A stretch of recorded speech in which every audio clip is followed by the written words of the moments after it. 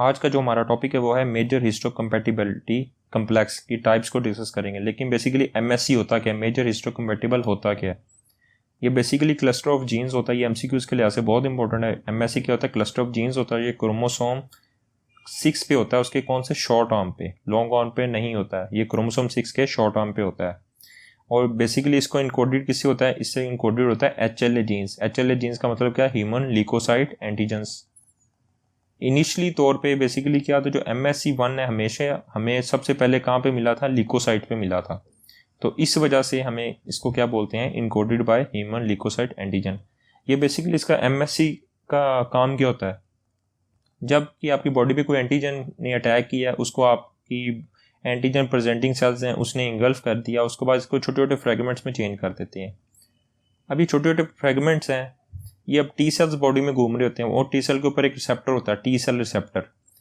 अब बेसिकली जो एंटीजन के फ्रेगमेंट्स है MSC1 है, वो टी सेल के रिसेप्टर को रिप्रेजेंट करती है, ये इसका काम होता है। उसके बाद ये टी सेल्स क्या होते हैं? एक्टिवेट होते हैं। जो फर्दर इनके डिफरेंट फंक्शन है वो हम इसी टॉपिक में डिस्कस करेंगे। अब बेसिकली इंपॉर्टेंट क्या है, जो MSC1 है वो किन एंटीजन को प्रेजेंट करती है? वो एंडोजीनस एंटीजन जितनी भी होती हैं वो MSC1 पे रिप्रेजेंट करती हैं, ये MCQs आता है। जबकि एक्सोजीनियस एंटीजन्स हैं वो MSC2 उसको शो करती है। एंडोजीनियस का मतलब ऐसी एंटीजन है जो सेल्स के अंदर जाके एक्टिवेट होती हैं। उसमें कौन कौन सी होती है? इसमें वायरस होता है, ट्यूमर सेल्स है और साइटोसोलिक प्रोटीन्स है। ये ट्यूमर सेल्स और साइटोसोलिक या ट्यूमर वायरस है, इसको इनगल्फ करते हैं एंटीजन प्रेजेंटिंग सेल्स। अब एंटीजन प्रेजेंटिंग सेल इसको इनगल्फ तो कर लेते हैं, उसके बाद इनको छोटे छोटे पेप्टाइड फ्रेगमेंट्स में चेंज कर देते हैं, यानी इसको तोड़ देते हैं विद द हेल्प ऑफ प्रोटियोसोम। अब यही पेप्टाइड फ्रेगमेंट्स को प्रेजेंट करते हैं रफ एंडोप्लाज्मिक रेटिकुलम पे with the help of tap. ये एमसीक्यू आता है कि पेप्टाइड फ्रेगमेंट्स जो MSC1 है रफ एंडोप्लाज्मिक रेटिकुलम को रिप्रेजेंट करती है with the help of tap. Tap का मतलब क्या है? Transported associated with antigen processing. ये एमसीक्यूज के लिहाज से बहुत इंपॉर्टेंट है। अब रफ एंडोप्लाज्मिक रेटिकुलम है वो क्या करता है? इन छोटे छोटे फ्रेगमेंट्स को MSC1 पे शो करता है मेजर हिस्टोकम्पैटिबल 1 पे। कौन कौन से? अगर कोई वायरस या साइटोसोलिक या ट्यूमर प्रोटीन्स है उसको वो शो करता है MSC1 को। हमेशा याद रखना, टू टी सेल के अंदर क्या होता है? CD4 जिसे साइटोटॉक्सिक सेल्स करते हैं, वो हमेशा रिकॉग्नाइज करते हैं MSC1 को रिकॉग्नाइज करते हैं, MSC2 को रिकॉग्नाइज CD8 नहीं करेगा। अब टी सेल के ऊपर रिसेप्टर है, MSC1 पे जो एंटीजन प्रेजेंट की है वो टी सेल के रिसेप्टर को पे टी सेल को शो कर देते हैं, जिसके बाद टी सेल्स क्या करते हैं? प्रोड्यूस करते हैं इंट्राल्यूकन 2 को प्रोड्यूस करते हैं। अब इंटरल्यूकन 2 का जो फर्स्ट काम क्या होता है? ये टी सेल्स की पोलिफरेशन करवाता है, यानी टी सेल्स को पोलिफरेशन का मतलब होता है increase number of sales of tea sales. और दूसरा ये टी सेल क्या प्रोड्यूस करता है? ये करता है आपके दो एंजाइम प्रोड्यूस करता है, परफोरिन और ग्रे एंजाइम। परफोरिन देखें, परफोरिन का मतलब क्या है? जो वायरस और ट्यूमर सेल्स हैं ये बेसिकली क्या होता है? इनको इनमें पोर्स कर देते हैं और उसके बाद ग्रे एंजाइम इनको ब्रेक डाउन करके इनको ख़त्म कर देते हैं। अब इसे हम फर्स्ट एड से भी डिस्कस कर लेते हैं। तो देखें इसका जो मेजर हिस्टोकम्पैटिबल है, जो लोकाई है इसका 1 लोकाई है। ये फर्स्ट लोकाई होता है एक लेटर, तो हमेशा इसे याद रखना, इसके लोकाई ABC, HLA ABC है। अब इसकी बाइंडिंग मैंने हमेशा आपको बताया कि MSC1 हमेशा बाइंड करती है टी सेल रिसेप्टर के ज़रिए टी सेल पे CD8 के ज़रिए हमेशा। और इसमें एक लॉन्ग चेन होती है और एक शॉर्ट चेन होती है। जो MSC1 होती है हमेशा कहाँ पे होती है? आपके ये तमाम न्यूक्लिएटेड सेल पे होती है।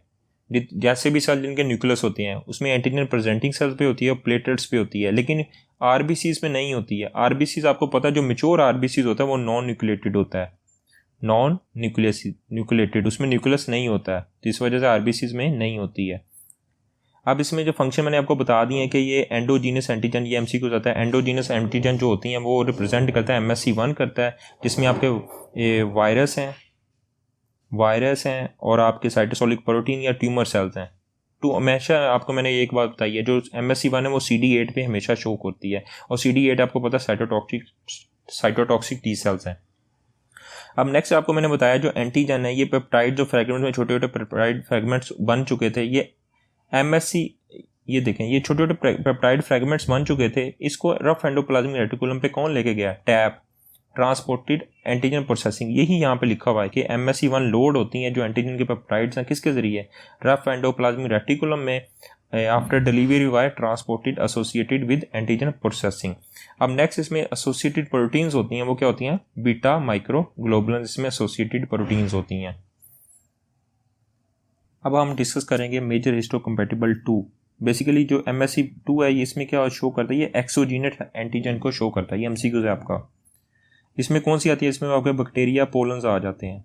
ये बेसिकली क्या होते हैं, जो एंटीजन प्रेजेंटिंग सेल्स होते हैं, फॉर एग्जाम्पल मैक्रोफेजिस, ये क्या करते हैं, ये बैक्टीरिया को इनगल्फ कर देते हैं। जब बैक्टीरिया इनगल्फ हो जाता है तो ये किस में चेंज होता है जी, आपका ये फैगोसोम में चेंज होता है। अब फैगोसोम जो बाइंड करता है लाइसोसोम के साथ, और फैगोलाइसोसोम मिलकर क्या बनाते हैं, फाइगोलाइसोसोम।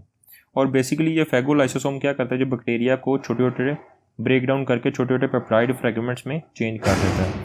अब यहाँ पे क्या होता है, बेसिकली इनवेरिएंट चेंज होती हैं, इनवेरिएंट चेंज। अब आपको पता है जो MSC1 है उसमें रफ एंडोप्लाज्मिक रेटिकुलम के पेप्टाइड फ्रेगमेंट्स के ट्रांसपोर्ट के लिए क्या था, टैप था। यहाँ पे होती हैं इनवेरिएंट चेंज होती हैं, जो रफ एंडोप्लाज्मिक रेटिकुलम जो इन पेप्टाइड फ्रेगमेंट्स के रास्ते में आ रही होती हैं, इनको रिलीज कर देता है इनवेरिएंट चेंज को।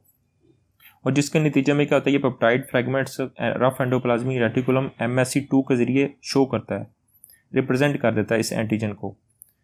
इस वजह से हम क्या बोलते हैं कि MSC बेसिकली क्या है, एंटीजन प्रेजेंटिंग सेल्स हैं। अब टी सेल्स कौन से हैं, टी सेल के लिए रिसेप्टर हैं, जो उसमें क्या होता है, हमेशा जो MSC2 है याद रखना है, CD4 है, हमेशा MSC2 को बाइंड करता है इसके साथ।